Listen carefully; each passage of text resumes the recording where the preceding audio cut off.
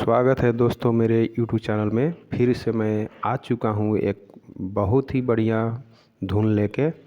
तो ज़्यादा टाइम ना लेते हुए चलिए वीडियो को स्टार्ट करते हैं। दिल में हाँ मेरा दिहलु दर्दिया काहे तू सजनी, दिल में हाँ मेरा दिहलु दर्दिया काहे तू सजनी।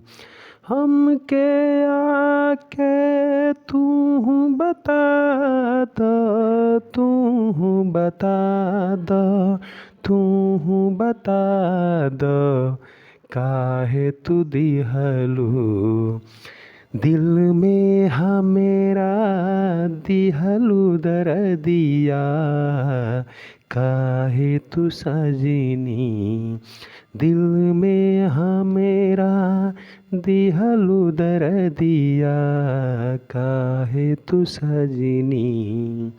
आके हमके तू बता दो,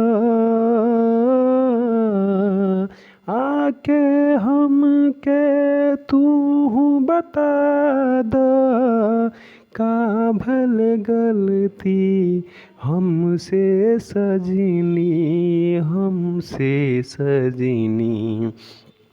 दिल में दर्दिया दिहलु तू हमके काहे तू सजनी, दिल में हमेरा दिहलु दर्दिया काहे तू सजनी।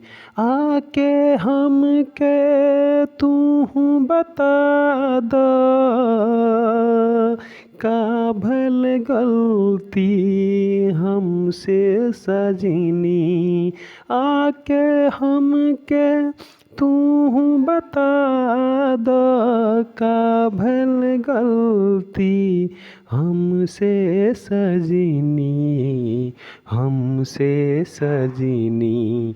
दिल में दर्दिया दिहलु तू हमके काहे तू सजनी, दिल में दर्दिया दिहलु तू हमके काहे तू सजनी। दोस्तों ये धुन बिल्कुल नई है।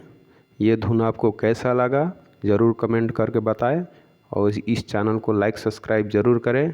और इस धुन को लेकर आप कोई भी सॉन्ग लिख सकते हैं, बहुत ही बढ़िया बजेगा, बहुत ही अच्छा चलेगा।